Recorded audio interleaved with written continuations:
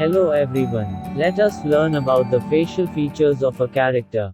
So first, eyes. Since eyes are the most expressive features on a face, they play a huge role in conveying a character's feelings and emotions. This is eyes looking right but tilted left.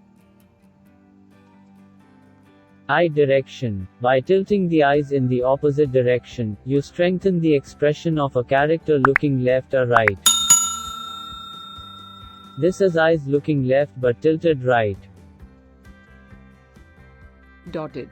Simplest to draw for standard cartoon expressions. Round. Classic circular eyes pressed together with small eyeballs. Overlapping. Stretched eyes pushed under one another for crazy expressions. Droopy. Heavy eyelids and slopping eyes are drawn for tired and overworked characters.